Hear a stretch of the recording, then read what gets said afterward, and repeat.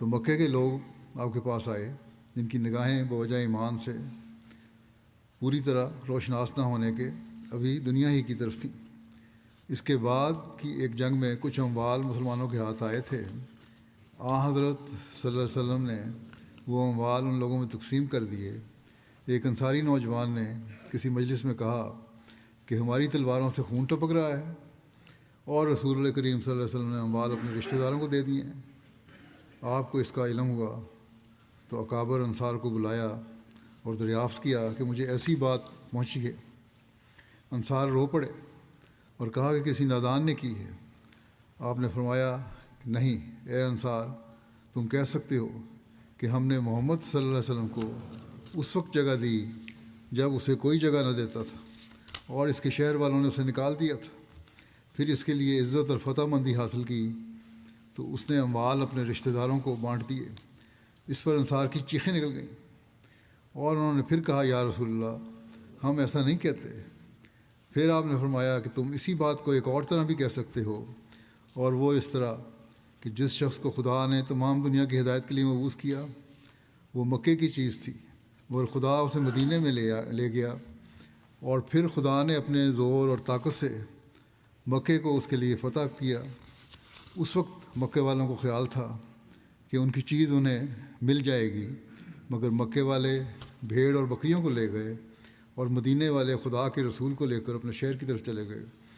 پھر آپ نے فرمایا بے شک یہ بات ایک نادان کے منہ سے نکلی ہے، مگر اس کی وجہ سے اب تمہیں اس دنیا کی حکومت نہیں مل سکتی، اب تمہاری خدمات کا بدلہ تمہیں حوض کوثر پر ہی ملے گا۔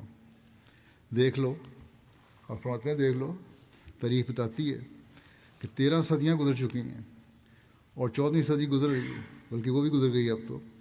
اس عرصے میں ہر قوم ہی اسلام کی بدولت بادشاہ بنی ہے، مگر کوئی انصاری بادشاہ نہیں ہو سکا۔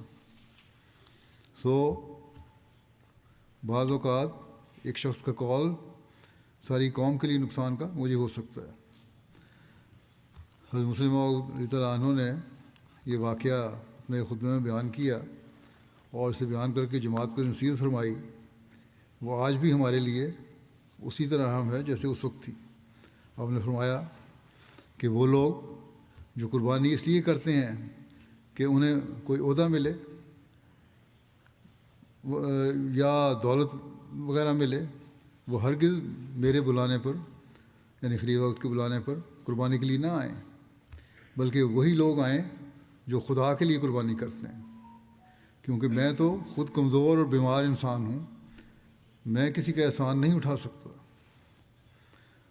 بس میں اپنے لیے نہیں مانگتا، جو خدا تعالیٰ کے لیے دیتا ہے وہ دے، اور خدا تعالیٰ اس کا بدلہ بھی دے گا۔ خدا تعالیٰ پر توکل رکھنا چاہیے، اگر وہ چاہے تو اس دنیا میں دے دے، اور اگر وہ چاہے تو آخرت میں دے۔ بہرحال جو اخلاص سے قربانی کرتا ہے اس کی قربانی ضائع نہیں جاتی۔ مومن کی قربانی کو کوئی ضائع نہیں کر سکتا، بس قربانی کرنے والے وہی لوگ ہیں جو خدا کو مد نظر رکھتے ہیں، نہ کہ دنیا کو۔ بس ہمیشہ قربانی اور عہدے کے لیے خدا تعالیٰ کی رضا کو مد نظر رکھنا چاہیے، تبھی وہ خدا تعالیٰ کے اصل انعامات کو حاصل کرنے والے ہوں گے۔